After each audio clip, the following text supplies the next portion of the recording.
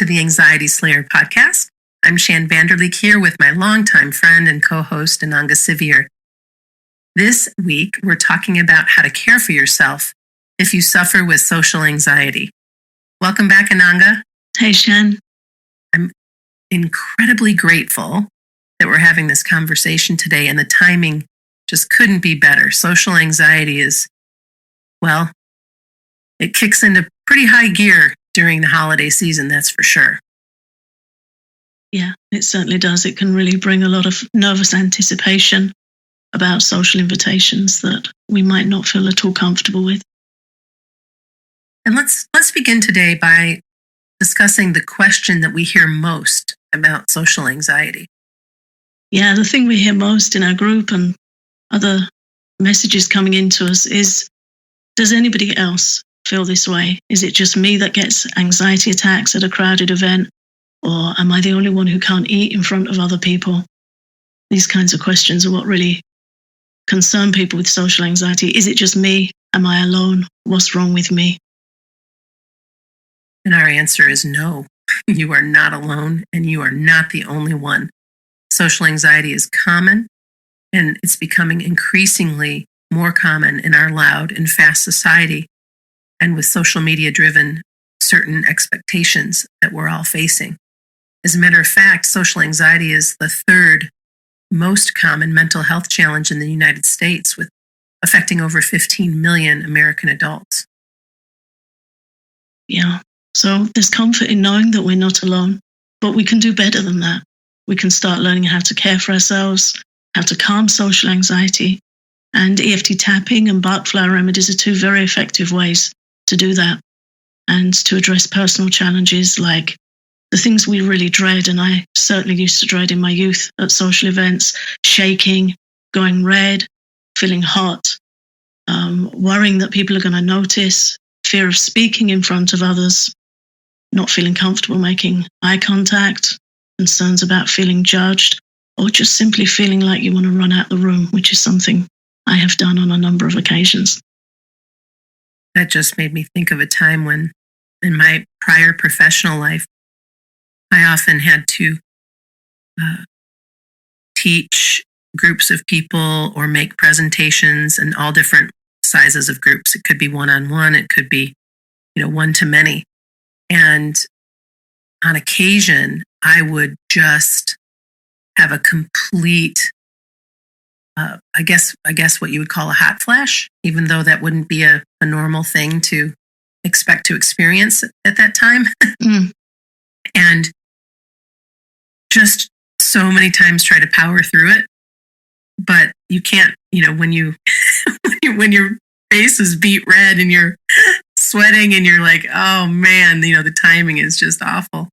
I would have to excuse myself and go to the bathroom and run my wrists under the water. And again, that's a little bit different than social anxiety, but what I'm bringing forward about that is because it happened, I would often be concerned that it would happen again, which would set me up for more social anxiety experiences in the future, because you don't want that to happen when you're the one that everybody has eyes on.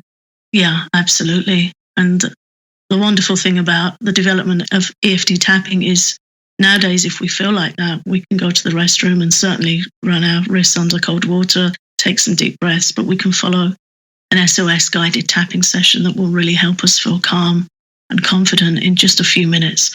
3 to 5 minutes is all it takes to get that escalating anxiety down, to stop an anxiety attack if it's trying to kick off. And then we can return knowing that we've come through it. We've conquered the experience, and we can go back in feeling okay, which gives us something we know what to do. As one of our listeners said in a wonderful review she wrote for our anxiety attacks course, I can talk myself off the ledge. So that's a fantastic thing to be able to do. And then we don't get that follow-up, those kind of aftershocks of, oh my God, what if this happens again? And then our mind starts to build this narrative of all the things that could then go wrong down the line. And it becomes a self-fulfilling prophecy. And many people who experience social anxiety suffer in silence. They believe their fears to be irrational, that they are at fault. our mind can really do a number on us. But studies show that social anxiety is fully treatable. And we know this. It's a fully treatable condition, that it can be overcome. If you have the right support, you're in a beautiful place to be on the other side of recovery before you know it. And that's what our course is all about. That's why we put it together. We want to give effective support to anyone suffering with social anxiety in the comfort of their own home, or in the bathroom if need be, or in a guest room, or wherever it is you are, to give you exactly what you need to help you feel more calm and relax. Yeah, because it tends to be such a private and painful anxiety. I can remember feeling so in myself with it. There's something wrong with me. People are going to notice. It's just such an awful anxiety that really erodes your self-confidence, your self-esteem. So having support that can come to you wherever you are, you might be away on a trip, or you might be on a plane or a train, or, as you said, in the restroom, wherever you are, you can just put your headphones in and follow the guided tapping sessions, follow the teachings, follow the tips and tools, and really be able to talk yourself off the ledge, really be able to bring the anxiety down, feel more calm, more confident, more in control. Let's discuss the 2 root causes of social anxiety. I think it's important for our listeners to know where this is coming from. Yeah, I think it's important to share that neither of these are a disorder or a character flaw. Both the root causes of social anxiety, one being our nature, and second, past experiences, both can be supported and relieved. So if we look at the first one, nature, statistics show that 1/3 of us are introvert by nature. I certainly am.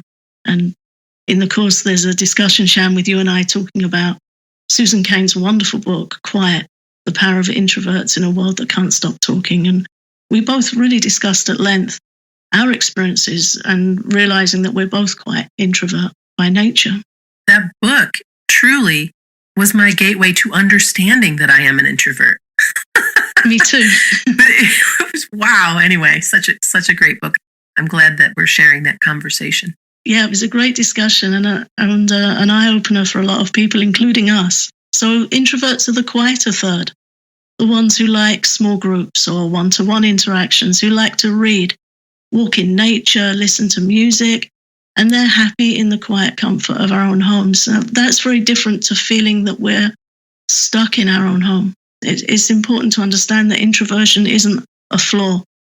We live in a very extrovert-driven society, which we talk about in depth in the course. And sometimes the louder quotient of our society kind of set up this expectation that we may feel under, but introverts have their own wonderful qualities. So that lesson in the course is called Amazing Introverts. It's not a character flaw. Then also looking at nature, Ayurveda, which we often discuss in the podcast, India's ancient science of life, reveals that there are 3 different mind-body types. One of these types, called Vata, is more prone to anxiety than the others. Vata types are disturbed by noise, movement, change, and they tend to be more self-conscious or more nervous socially.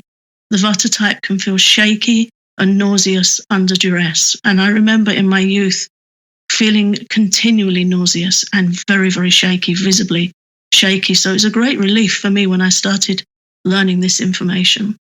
But again, it's not a flaw. It's not that the Vata type isn't a good type to be. Vata, well managed, is fantastic. It's a wonderful place to be.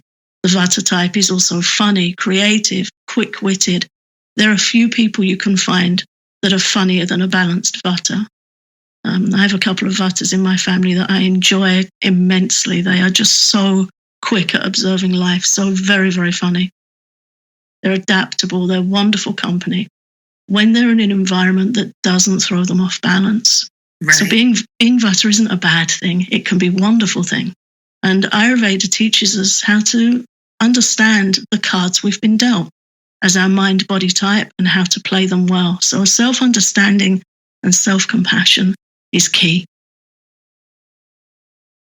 I think we should also bring up the importance of knowing how to eat and live according to Ayurveda, because it's going to help us get the very best out of our nature.